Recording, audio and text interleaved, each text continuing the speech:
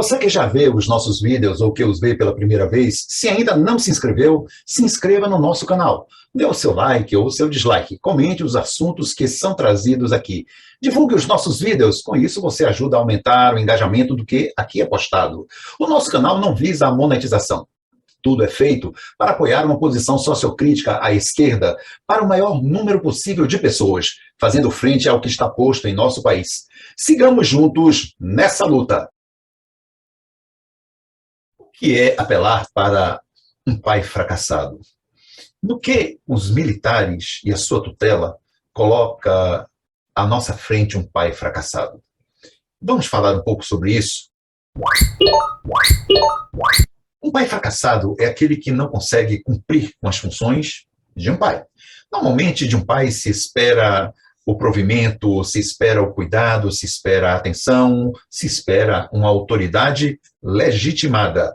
Não apenas legal, mas uma autoridade legitimada. Ou seja, é um lugar, é uma função que se exerce sobre um grupo de pessoas, a que chamamos comumente de uma família, constituída por filhos e por um laço parental, por um par parental, comumente um par parental, um pai e uma mãe, em que este que exerce a função de pai consegue, por sua autoridade legitimada pelos filhos e por quem forma o seu par, se constituir naquele que orienta. Se trata, portanto, de uma pessoa que tem a posição de honradez, que tem a posição de exemplo, que tem a posição de uma boa destinação dada à sua própria vida e daqueles que ajuda a conduzir.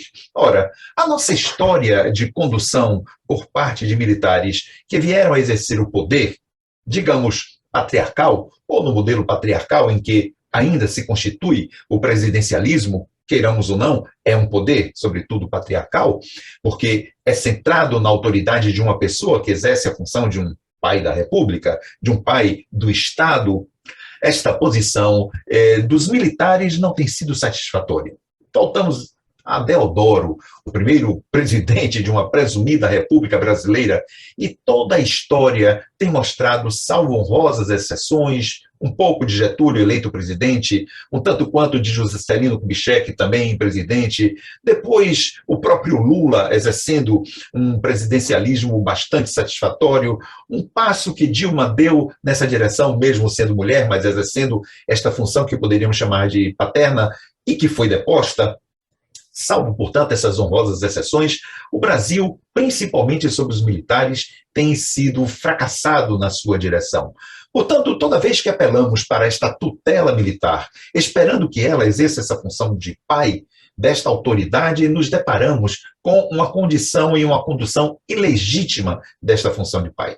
Mesmo que ela se legalize por golpes, mesmo que ela se institucionalize através de atos institucionais, esta tutela militar tem demonstrado um fracasso, sobretudo moral, porque os militares, tempo mais, tempo menos, se mostram pessoas sem esta legitimação, se mostram pessoas sem essa constitucionalidade no papel condutor, sem autoridade moral para conduzir uma nação, para conduzir os destinos de um povo. Primeiro, porque eles faltam ideias que realmente possam atender às demandas do povo. Segundo, porque tempo mais, tempo menos acabam se imbricando em negociatas, em situações bastante, digamos, desconfiáveis do ponto de vista da lhanura moral. E depois, porque eles se mostram efetivamente, com o passar do tempo, incompetentes para gerir uma nação. E um quarto ponto, lhes falta uma polidez, o sentimento de polis, portanto, o preparo político para exercer a nação, porque comumente se constituem pais que espancam.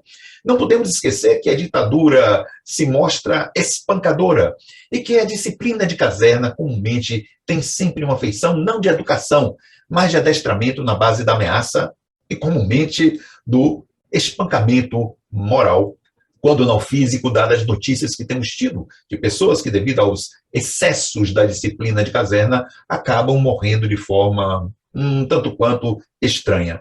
Então, apelar para a tutela militar não é um caminho para o Brasil.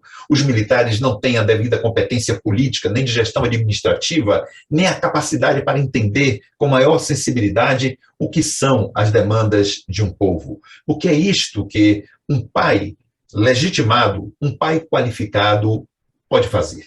Atender as necessidades daqueles sobre os quais têm responsabilidade, e conduzir estas pessoas sob o signo da educação e, sobretudo, da qualificação moral para se tornarem pessoas adultas, autônomas e independentes, que efetivamente sabem o que é viver com liberdade e responsabilidade. Vamos pensar sobre isso e um abraço.